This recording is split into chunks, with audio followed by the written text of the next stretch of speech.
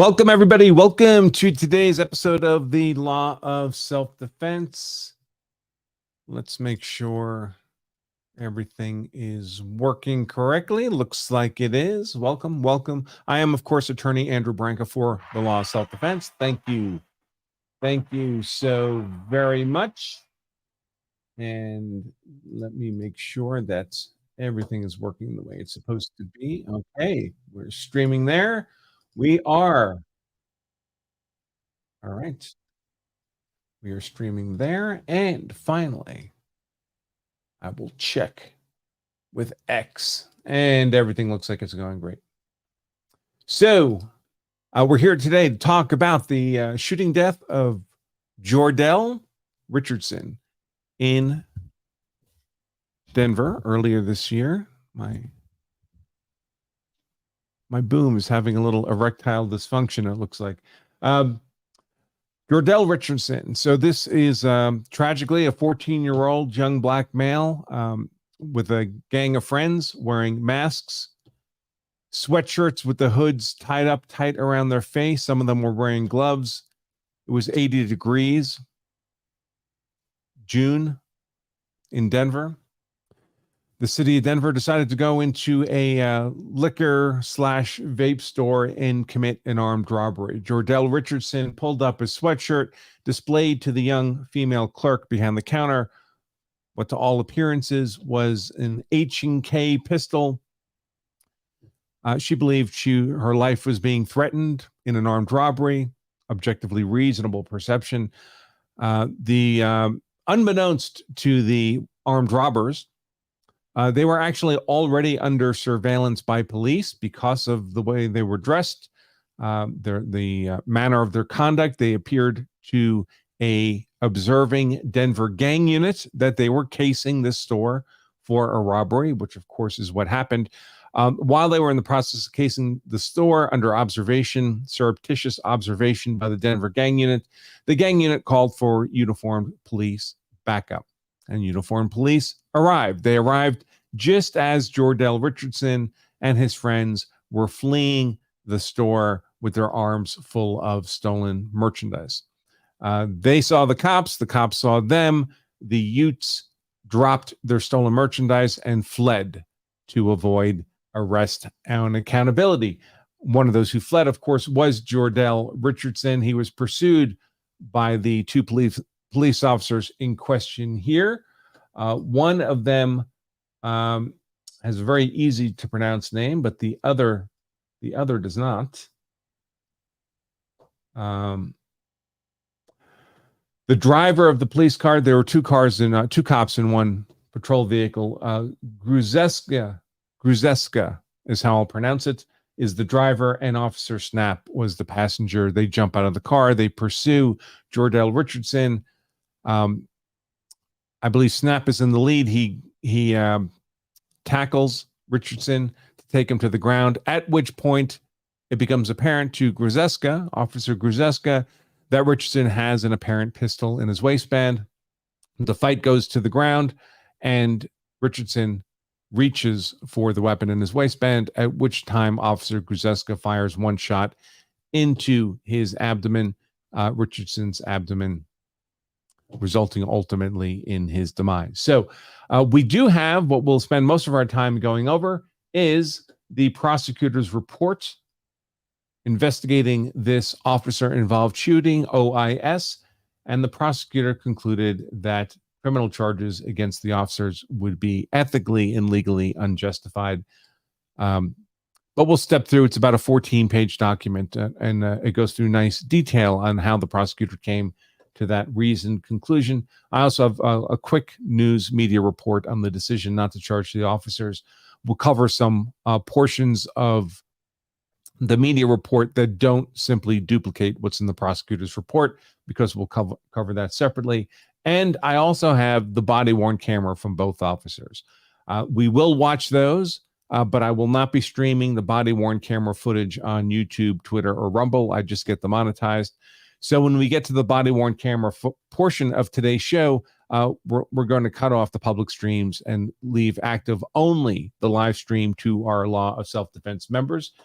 The good news is it's pretty easy to be a Law of Self-Defense member. You can try it out for 2 weeks for just 99 cents at lawofselfdefense.com/trial. 2 weeks of unlimited full Law of Self-Defense member access to all our content, including the shows where we cover use of force videos that we can't stream on the social media platforms, but only to our members. After the 2 weeks, if you stay a member, it's still dirt cheap. It's only about 30 cents a day, less than $10 a month to be a Law of Self-Defense member. You also, as a member, get transcripts of every show, transcripts that are both in the blog post, a playback version of every live show, as well as downloadable. So you can download a PDF of the transcript for every show for your own records if you wish. Also, member questions and comments are the only questions and comments we address. So if you're commenting on YouTube or Rumble or Twitter, I won't even see it.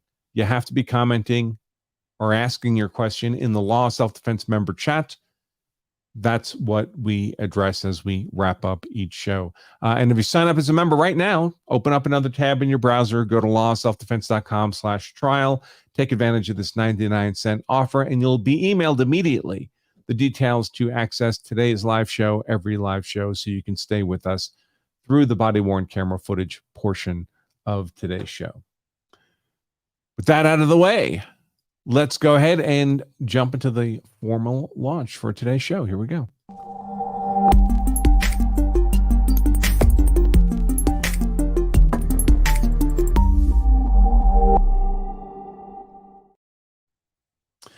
And I see that Steve Gosney is in the chat. Welcome, Steve. Welcome, brother. Steve just turned 29 this past week. I was on his birthday stream.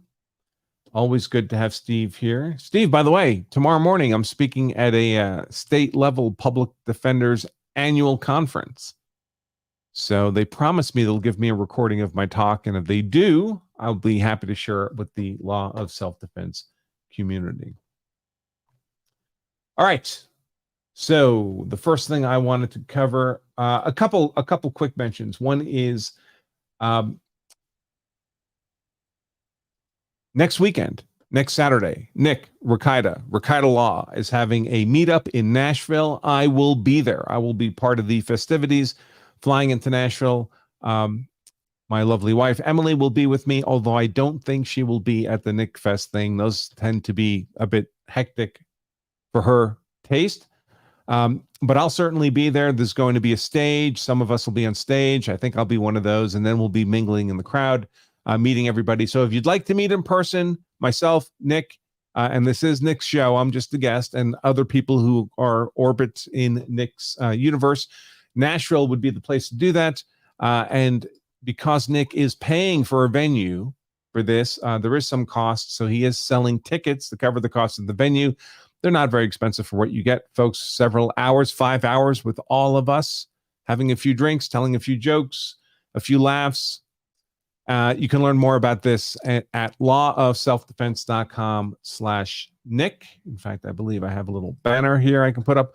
lawofselfdefense.com/Nick. That doesn't really come to me. That redirects you to this ticket function thing. But I hope to see a bunch of you there. I think it's going to be a lot of fun. We did one in Vegas a few months ago. Steve Gosney was at that one, and we had a great time. In fact, we never slept.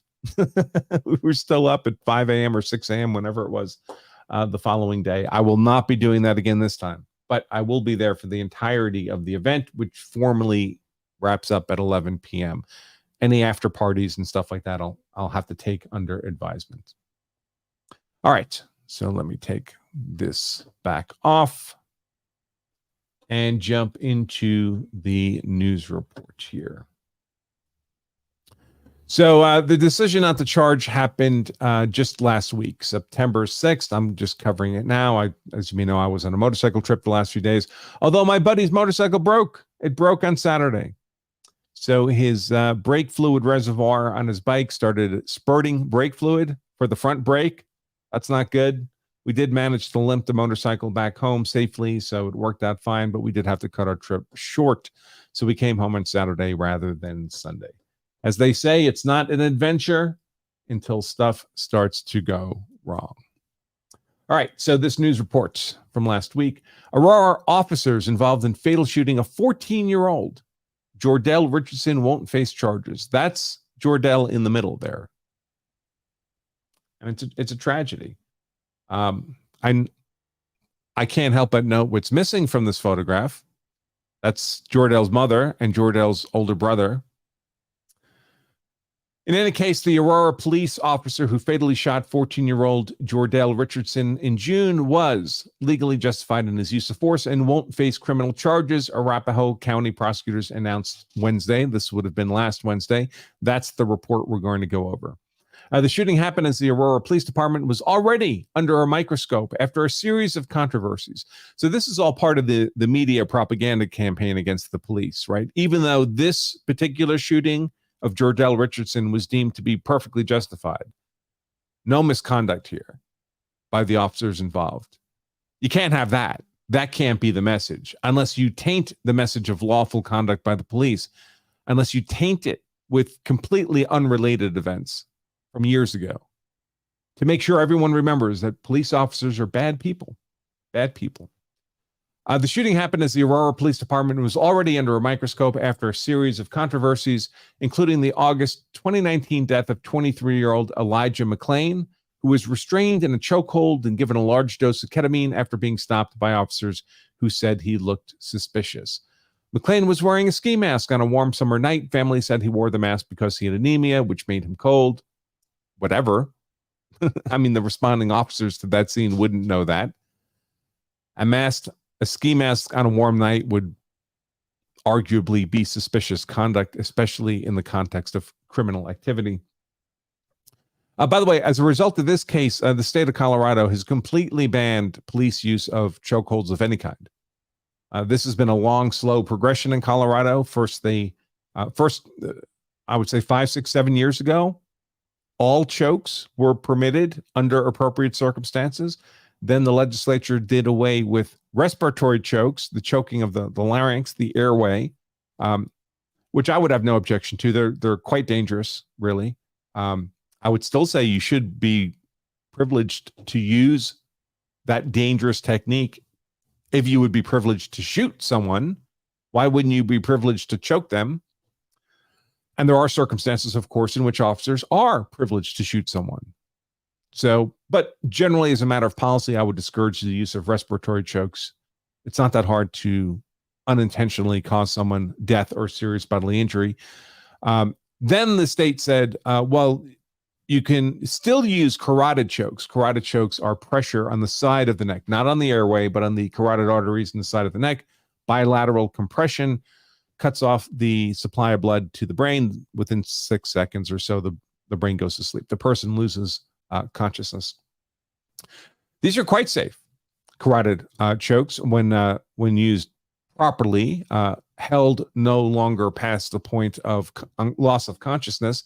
Of course, if you hold it for 30 seconds or 60 seconds or minutes, you would ultimately kill that person. But that's not what's being done. That's not whatever was being done. But in any case, then they passed a law saying, well, you can only use carotid chokes if it's a deadly force scenario. Well, I don't know why. I study BJJ, and we put chokes on people all the time in BJJ gyms all over the world. Probably millions of carotid chokes, and nobody's dying from them. So arguably, they're not deadly force at all. And yet the legislature says we're going to limit the use of this non-deadly force technique to deadly force situations. A constraint on the police, by the way, that a civilian would not have. That's not constraining. That limitation, that restriction is only for police. It's not on civilians. And then finally, they said you can't do carotid chokes even in a deadly force situation. So all chokes of any kind are off the table in Colorado. That's not for tactical self-defense reasons. That's not even for reasons of use of force law. That's for purely political reasons, because the chokes look bad. And every once in a while, a suspect who's choked is loaded up with meth and alcohol and pre-existing heart disease and decides to fight the police for 10 minutes rather than comply with arrest, and they turn off and they die because of the choke or because of all that other garbage in the narrative. But in any case, it looks bad politically. Politicians are always happy to restrict the use of force options of police in order to advantage themselves politically, and that's what's happened in Colorado. In that McLean case from 2019, several officers and paramedics have been criminally charged, and Aurora, the city of Aurora, a suburb of Denver, paid $15 million to settle a lawsuit by the family. Richardson's death, back now to Jor'dell Richardson, shot by police this past summer. Richardson's death sparked protests in Aurora and calls for interim police chief Art Acevedo's resignation. Acevedo was accused of twisting the facts to protect the two officers involved in the shooting after he initially said Richardson was armed with a semi-automatic firearm and then didn't correct the record until 8 days later. So the firearm by the suspect, Jor'dell Richardson, would turn out to be a metal pellet gun that closely resembled an actual pistol.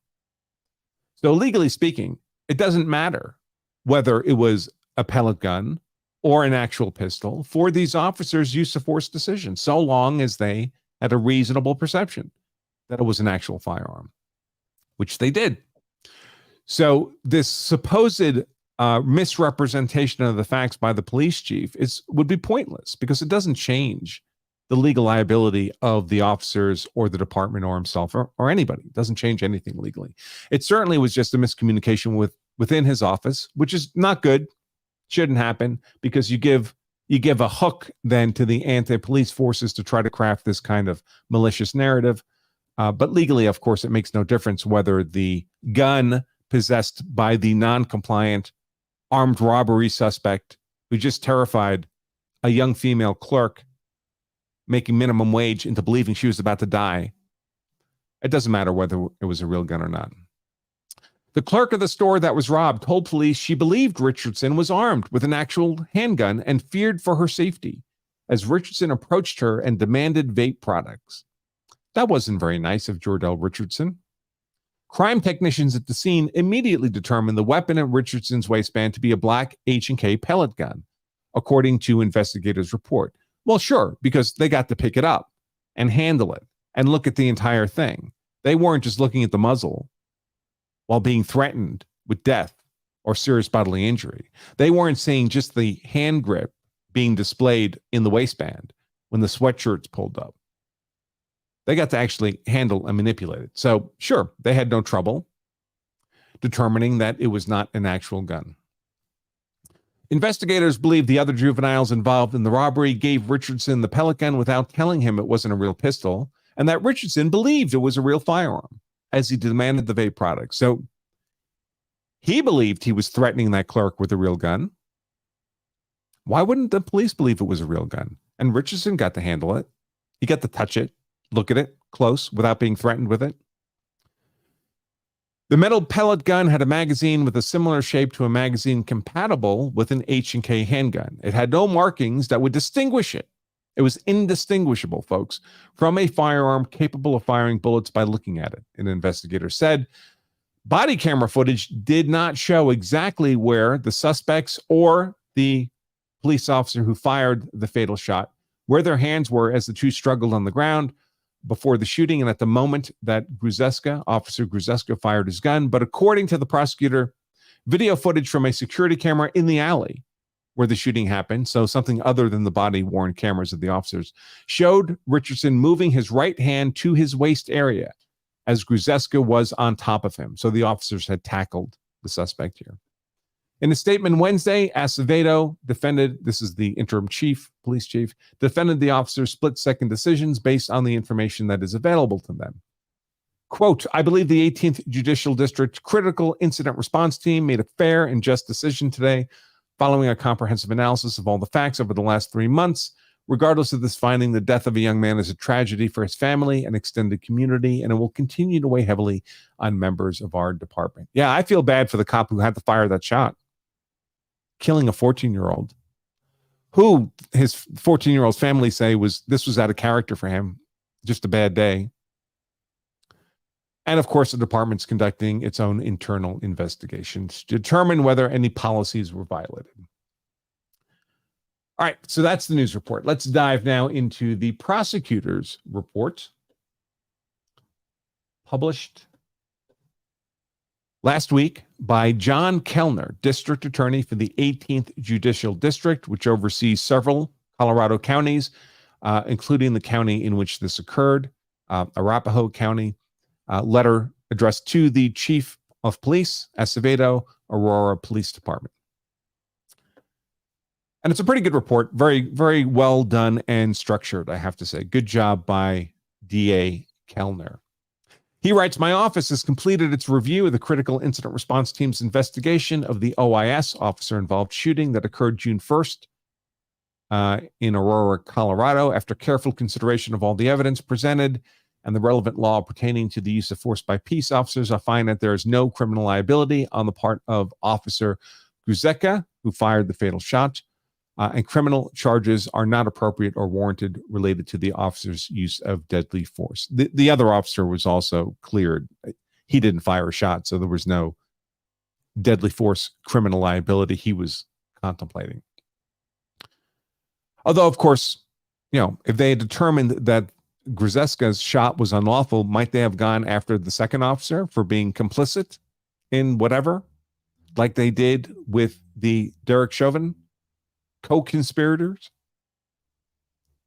in the George Floyd death, all of whom received lengthy prison sentences, even the one just standing looking at the bystanders?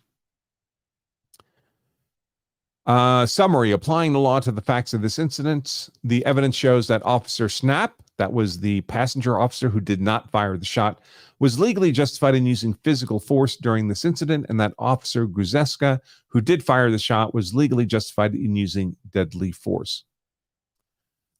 Let's see. The Colorado statute governs investigations into police officer-involved shootings.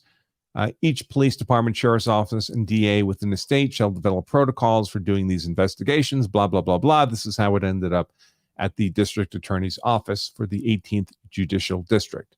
Materials reviewed. As part of my office's review, we looked at all materials combined by investigators, members of the Critical Incident Response Team, including investigators' reports, body-worn camera video, surveillance video, interviews of the involved officers, all reports and recorded interviews with witnesses, and photographs of the scene. I found the investigation to be professional, comprehensive, thorough, and fair.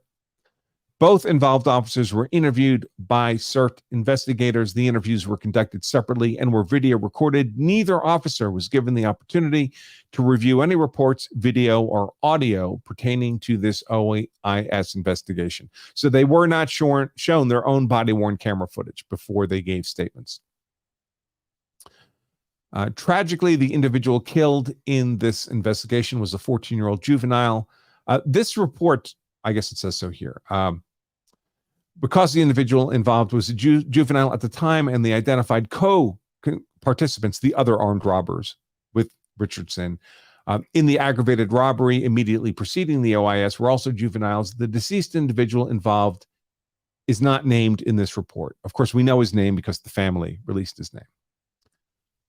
The juvenile involved in the OIS had no prior criminal history. I personally met with family members of the individual involved and their representatives who described him, Richardson, as an intelligent, motivated young man with a promising future. The family reported the events giving rise to this investigation appear to be out of character for him. Poor choices lead to poor outcomes, folks. On June 1st, at approximately 4:20 p.m., Sergeant Carey of the Aurora Police Department Gang Intervention Unit was in an unmarked car. On routine patrol, he noticed a group of 5 to 6 individuals wearing COVID-style face masks and sweatshirts with the hoods cinched up over their heads, obstructing any view of their complete faces. Some of the individuals were also wearing gloves. Due to the fact that the temperature was between 70 and 80 degrees Fahrenheit, he found this very unusual, especially since there were no COVID restrictions in place. Sergeant Carey observed the individuals pacing in front of the storefronts, apparently surveilling the areas for both pedestrians and traffic. Sergeant Carey drove his vehicle to the alley behind the storefronts where he observed a dark minivan parked. Upon running the plates of the minivan, Sergeant Carey was informed it was reported as stolen. Sergeant Carey alerted other gang unit officers in the area of the group of masked individuals surveilling the front of the businesses and the presence of the stolen van to the rear, and requested that they head to his location. Officer James Snap and Officer Roche Gruzeska are both members of the gang unit, assigned to a two-man undercover truck on the day of the incident. They were patrolling that area when they heard Sergeant Carey air the description of the situation and request assistance. They drove to the area believing that a potential robbery of one of the businesses was about to occur. Police dispatch confirms that Sergeant Carey alerted gang officers, including Snap and Gruzeska, as to the presence of the masked individuals in the area. Body-worn camera footage from both Officer Gruzeska and Officer Snap, and that's the body-worn camera footage we'll watch, folks, when we cut over to the Law of Self-Defense members only portion of today's show, corroborates this, as well as both acknowledge the fact that they are en route to the area due to Sergeant Carey's criminal alert. Let's see. As Officer Snap and Gruzeska arrived, they observed multiple masked individuals running out of the liquor store, carrying armfuls of merchandise. That's not normal. Officer Gruzeska, driving the vehicle, activated the police lights and sirens to alert the fleeing individuals of the presence of police and to stop them from fleeing. Another unmarked police vehicle arrived at the area almost simultaneously, also with lights and sirens activated. The masked individuals immediately abandoned the merchandise and scattered. Oh my God, they're not complying with arrest. Officers recognized these actions as being indicative of a robbery or other similar crime having just occurred. Reasonable suspicion of it for a stop, folks? Of course. Despite the obvious presence of police officers and possibly due to it, the masked individuals fled on foot. Oh, you think it was due to, you think they were fleeing the police? From a nearby store surveillance system, it appears two suspects ran through the back alley and jumped into the stolen minivan, which then took off at a high rate of speed. Officer Snap and Gruzeska began a foot chase with the masked individual wearing a white hoodie and black pants. That would be Jor'dell Richardson.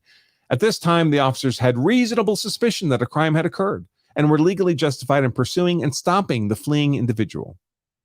Do they have to be right that a crime had just occurred? No. Do they have to be right that Jor'dell Richardson was a participant in the crime that they suspect just occurred? No, they don't have to be right about any of that. They have to have a reasonable suspicion. The word suspicion gives away the game that they don't have to be correct. They don't have to have any certainty. Suspicion is enough. As is relevant to this incident, an individual dressed in a manner obviously intended to conceal themselves, fleeing from the presence of the police in an area where a crime had just occurred, has been found to be reasonable, articulable suspicion to detain the individual, and they cite a Colorado appellate court decision. Both officers identified themselves as police and yelled numerous commands to Richardson to stop, to no avail. The individual continued to flee from the officers, running back down the alleyway behind the liquor store. Officer Snap was able to close the distance with the individual and tackle him to the ground. Keep in mind, the officers are wearing a bunch of gear in this foot chase, a burden that the fleeing suspect doesn't have.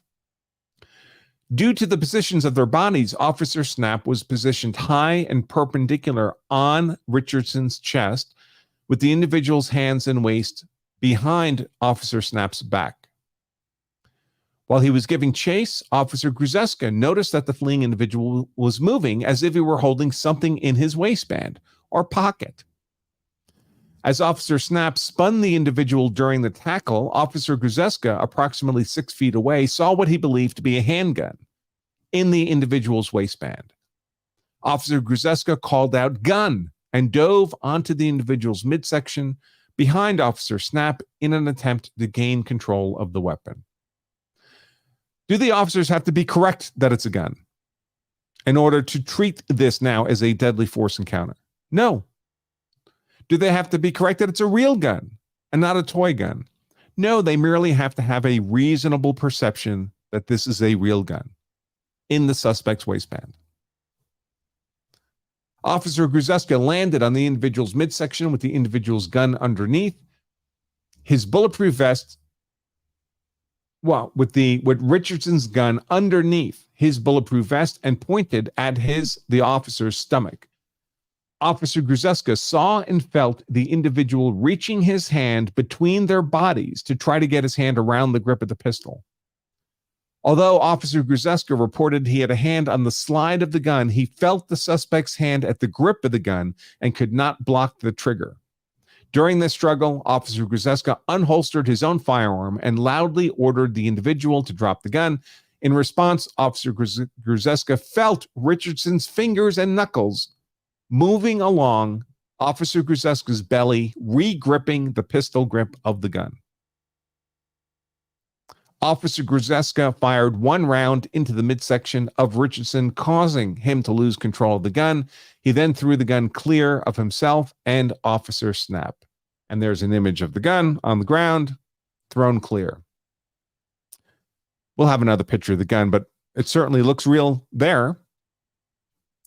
Both Officer Gruzeska and Officer Snap then began performing first aid on the individual until the arrival of medical personnel. So, folks, when we look at the body-worn camera footage in today's show, I've cut out the relevant portion of the chase and the fight on the ground and the gunshot. The full length of the body-worn camera is like 15 minutes each. So I have put them in the members-only blog post version of today's content. So when that is posted up, you'll be able to access the full-length body-worn camera footage. You'll see a lot of effort put into saving this kid's life by these two officers and many others who respond to the scene. It was ultimately non-productive, and Jor'dell Richardson, of course, succumbed to his wounds, but these officers made a huge effort to try to save his life. We won't see that in today's clip because it just makes it too long. On scene, the clerk of the liquor store, the young woman. In fact, we can see her in this photo here with a red bandana or whatever it is around her head. These are the armed robbers threatening her with death, including in white, the white sweatshirt, Jor'dell Richardson, pulling up his sweatshirt to display the apparent gun in his waistband. So she knows that she's at risk of death if she doesn't comply with their unlawful demands. The clerk was interviewed and confirmed that an aggravated robbery was in fact perpetrated by the masked individuals. The clerk stated that the masked individuals entered the store, lined up in front of the register. The masked individual in a white sweatshirt, Jor'dell Richardson, demanded the clerk give them various vape products. When the clerk hesitated, he displayed what appeared to be a handgun in his waist area and said words to the effect of, "I'm not playing." Sounds like he means it. The clerk then gave the individuals the products. The clerk believed the individuals to be actually armed with a handgun and was placed in fear for her safety, meaning her life, by the individual, Jor'dell Richardson, displaying the handgun during the robbery. The below image is taken from store surveillance. Of note, only one individual in the group of people is wearing a white sweatshirt. That individual is the person seen speaking to the clerk and displaying what appears to be a handgun during the robbery. That's Jor'dell Richardson. On scene, crime scene technicians took custody of the apparent pistol, and they immediately determined the item to be a black H&K pellet gun, and this information was relayed to Aurora PD investigators and CERT investigators at the initial OIS briefing on June 1st. By the way, I have that briefing, that public affairs briefing with the police chief and various investigators. That's also linked in the members-only version of today's blog post. It's almost 2 hours long, so I didn't have time to go through it for today's show. But if you'd like to watch it, you can. That happened basically, I believe, the day of the event. Further investigation, or soon thereafter, long before this letter came out last week. Further investigation by the Aurora Police Department into the aggravated robbery of the convenience store disclosed that the participants were given the simulated firearm by an as-yet unidentified co-participant while in the stolen van getaway vehicle. The suspects apprehended on scene stated that the individual involved in the OIS was handed the simulated firearm, that would be Jor'dell Richardson, was handed the simulated firearm by the unidentified co-participant shortly before the aggravated robbery and was never told that it was a simulated firearm. Indeed, the apprehended suspects remained under the impression that Richardson was armed with a real firearm throughout the aggravated robbery. On June 14th, CERT investigators inspected the item at the Aurora Police Department. They noted the item is made of metal with H&K USP stamped on the slide, just as that is a real model of H&K pistol. Has a molded slide lock along the rail, as well as a magazine release button towards the top of the handle, located on the grip of the gun near the trigger guard, along with TAC grips on the handle. He further noted that the magazine had a similar shape to a magazine that is compatible with an H&K handgun, and that the magazine has a cutout for a CO2 canister visible only when the magazine is separated from the pistol. The investigator noted no markings, coloration, or alterations that would indicate upon visual inspection that this was a simulated or replica handgun, as opposed to an actual handgun capable of firing bullets. Let's see. Some timestamps here from the video, but the timestamps on mine are going to be different, and we're going to watch the video. But to read through it, there's an effort to, Officer Snap grabs Richardson in the alley, takes the individual to the ground. Officer Gruzeska calls out gun. Gruzeska completes several calls of gun and let go of the gun, and I'm going to effing shoot you. And then he fires his weapon. Then Gruzeska calls out shots fired, tosses the gun away, the fake gun away. The suspect, Richardson, says, "Get off me. Can you take these off me?" That's probably the handcuffs. "I don't know who they were. They made me do it," Richardson says. He gives his name. He says he can't feel his legs. "Please get off my arms. I'm done." Asked if he has any other weapon. Says no. Goes unresponsive. And the officer Snap begins CPR, which is very uncomfortable. So the suspect starts crying out. So now the applicable law. So the ethical obligation of prosecutors is to only prosecute a case when there's a good faith basis to believe the individual to be prosecuted has committed the crime and there is a reasonable likelihood of conviction at trial. It would be nice if every prosecutor held themselves to that standard. This is a higher standard than the probable cause standard used by police officers making arrest decisions. Criminal liability for charging is established when there is a good faith. Criminal liability for charging someone with a crime by the police charging them is established when there is a good faith basis to believe the individual committed the crime and there is sufficient evidence to prove all the elements of the crime beyond a reasonable doubt, to include the criminal conduct and the criminal mental state. Additionally, the prosecution must disprove any statutorily recognized justification or defense beyond a reasonable doubt. That would include self-defense, defense of others, and in the case of police officers, they have specific statutes that run parallel to the normal civilian use of force justifications in the context of police officers. Let's see. I don't want to read this whole statute. Let's see.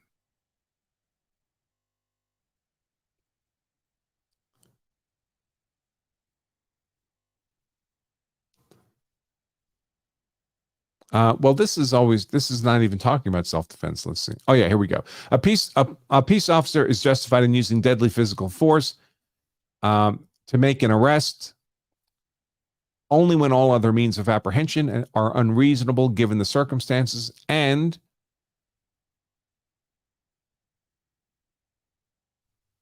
the arrest is for a felony involving conduct including the use or threatened use of deadly physical force. That's true here. The suspect poses an immediate threat of death or serious bodily injury to the peace officer or another person. That's true here. The force employed does not create a substantial risk of injury to other persons. That's a weird one. We don't have that in normal self-defense law. And of course, keep in mind that this officer wasn't really using deadly force to make an arrest. He was using deadly force in defense of his life and the life of his fellow officer. So straight up self-defense law is applicable here. These cops don't lose their privilege to act in self-defense just because they're police officers. They don't lose their privilege of self-defense, their legal justification of self-defense. Once you check off B there, that the suspect poses an immediate threat of death or serious bodily injury to the peace officers or others, that's defense of self or defense of others under straight up self-defense law. That would be true for any of us. These additional conditions would be irrelevant. Let's see. Yeah, and this is repeated here, notwithstanding any other provision in this section. So forget the one I just read. A peace officer is justified in using deadly force if the peace officer has an objectively reasonable belief that a lesser degree of force is inadequate, and the peace officer has objectively reasonable grounds to believe, and does believe, that he or another person is in imminent danger of being killed or of receiving serious bodily injury. That's just a paraphrase of straight up deadly force self-defense justification, right? We have innocence is presumed here, and that the peace officer is acting lawfully, we're presuming, and the suspect is presenting an unlawful deadly force threat. We have the requirement of an imminent danger. That's the element of imminence. We have the element of proportionality, that the threat they're facing is one of death, deadly force proportions, which includes serious bodily injury. Avoidance is not relevant in Colorado because it's a hard stand your ground state. In any case, these are cops. They're not obliged to run away from the suspect they're arresting. And of course, reasonableness, both halves of reasonableness, a genuine subjective belief in the need to use deadly force in self-defense, and that subjective belief is also objectively reasonable. It's based on facts. It's not speculation or imagination.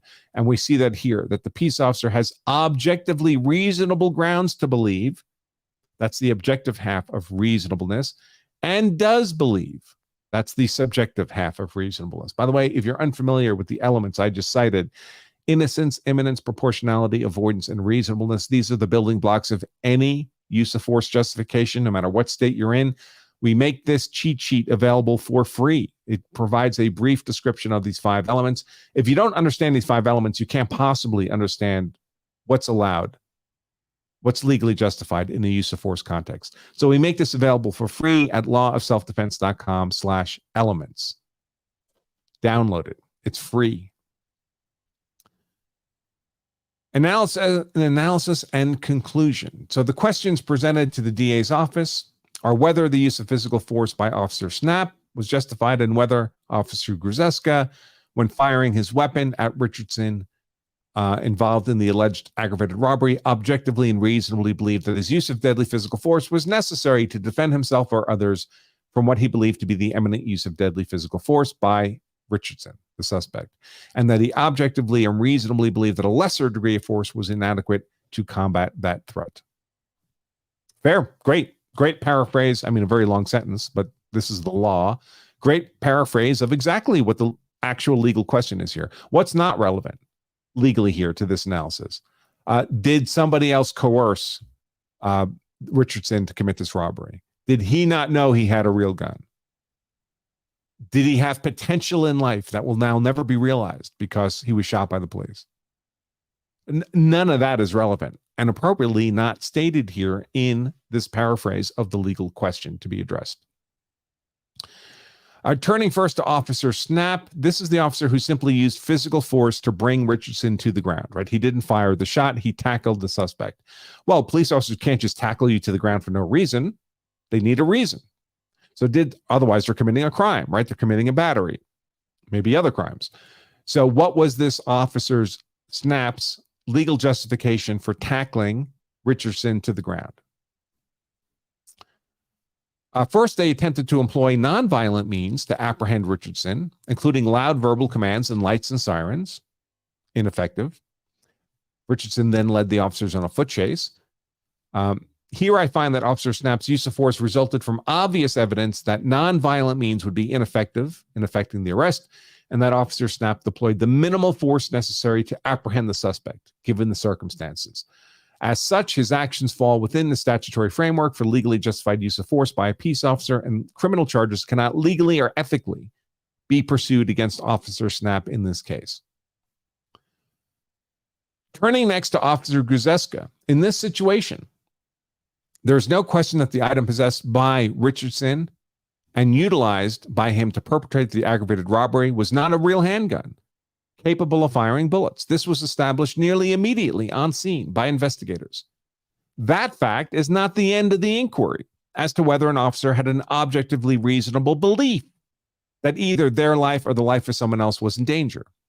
In this case, the object used by the individual involved, Richardson, fairly described as a simulated handgun, while not an actual handgun, was so nearly identical to an actual handgun in construction and appearance as to allow the individual to commit an armed robbery and put the victim clerk in fear for her safety and life in the minutes immediately preceding the event.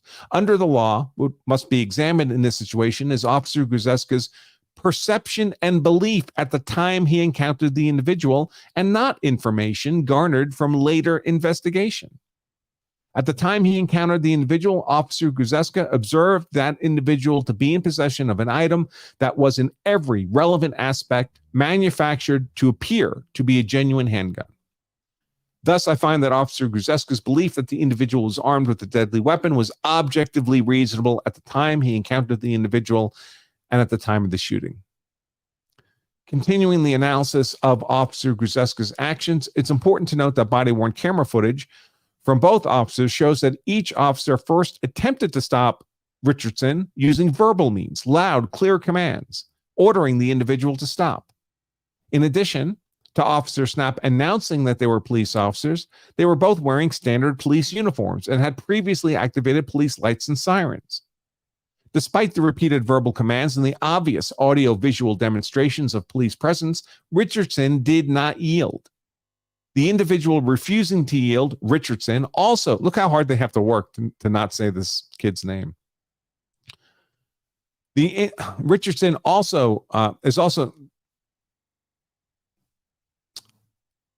Richardson's refusal to yield is also corroborated by the observations of an eyewitness who described to investigators hearing the officers give multiple commands for the individual to stop and get on the ground during the foot chase.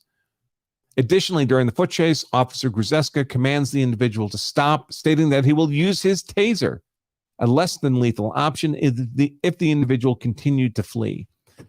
Thus, even Officer Grzeska's escalated warning of the deployment of force, a taser, was insufficient to gain compliance of the individual. Indeed, the individual's flight from the scene was only halted by Officer Snap's actual use of physical force in tackling him to the ground. At the point at which the individual is taken to the ground, Officer Grzeska described seeing what he believed to be a gun in the individual's waistband. As previously discussed, the belief that the object was in fact a real handgun was objectively reasonable at the time. Due to the position of Officer Snap, the individual's hands and the gun were behind Officer Snap's back and thus not able to be seen by Officer Snap and not under Officer Snap's physical control. So Snap was not controlling Richardson's hands. Because Officer Grzeska had an objectively reasonable belief that the individual was armed with a handgun, his decision to attempt to gain physical control of Richardson's hands and the handgun itself was also an objectively reasonable effort to prevent injury or death either to himself or Officer Snap. Officer Grzeska's statement that he observed the individual to be in possession of what he believed to be a handgun is corroborated by his body-worn camera. The simulated handgun ultimately seized by police is clearly visible in the hands of the individual involved as Officer Grzeska approaches the individual. The following screen capture is taken from Officer Grzeska's body-worn camera. Yeah, sorry, folks, the resolution is not great here. Let's see if I can.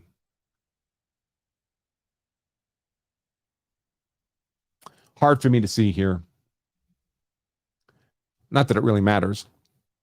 Because in attempting to gain control of what he reasonably believed at the time to be a firearm, Officer Grzeska engaged in a physical struggle with Richardson, whereby he felt Richardson wrap his hand around the pistol grip in a firing position. At this point, the barrel was angled under the officer's bulletproof vest, and the officer described an objectively reasonable belief that if a bullet were to be fired, he would suffer serious bodily injury or death. At that point, he drew his firearm, issued loud commands to Richardson to drop the gun or he would fire. The officer's descriptions of his actions are again borne out by both his body-worn camera footage, where he is heard giving audible commands to the effect of drop the gun or I'm going to shoot you. They left out the curse there. Going to effing shoot you. Additionally, the eyewitness from several feet away also described hearing Officer Grzeska give commands to the individual prior to firing the shot. Despite giving clear warnings to drop the gun and warning the individual he would use lethal force, the officer described the individual continuing to struggle for control of the weapon. On Officer Snap's body-worn camera footage, the individual can be heard saying words to the effect of, "You got me," immediately prior to Officer Gruzeska's gunshot being heard. I note that statement is audible on Officer Snap's body-worn camera only and is not audible on Officer Gruzeska's. Similarly, Officer Gruzeska's gunshot is severely muffled on Officer Snap's body-worn camera footage.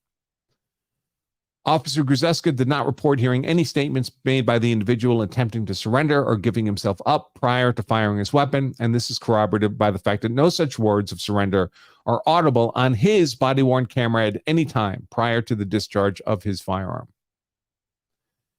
For the purposes of this analysis, even if Officer Gruzeska, the shooter, did hear the individual state, "You got me," or other words to that effect, he would not be required to take those words at face value, given that the individual was still actively struggling with him for control of the gun at the time the words were said. Simply put, the individual statement of "You got me," if it is to be construed as words of surrender, is contrary to his actions in struggling with Officer Gruzeska for control of the gun. Let's see. The body-worn camera cannot show everyone's hands, their positions on the gun, but it does corroborate Officer Gruzeska's description of events. Additionally, surveillance footage of the alley from a security camera owned by a nearby bar and grill captures Officer Snap's tackle of the individual and Officer Gruzeska's actions. On that video, which has no audio, the individual is seen moving his hand to his waist area as Officer Gruzeska is on his lower chest area. For the purposes of my review, this is corroborative of Officer's description of the physical struggle he engaged in for control of the firearm. I'm going to skip over much of the rest of this because we've covered all the key legal issues. These are, again, the resolution is poor here, but purported images of the suspect with his hand on his gun, the chase, and the conclusion here. I thought there was pictures here of the two guns side by side, right? Did I just scroll by them?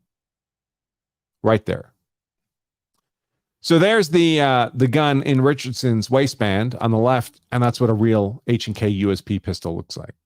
So, of course, if you can pick them up, it's not hard to see the differences. But in the heat of a fight or an armed robbery or a non-compliant arrest, and they'd look even more real if it looks like the magazine was taken out of the fake gun for this photo. It would look even more similar. All right, the conclusion here, and then we'll go over to the actual body-worn camera footage.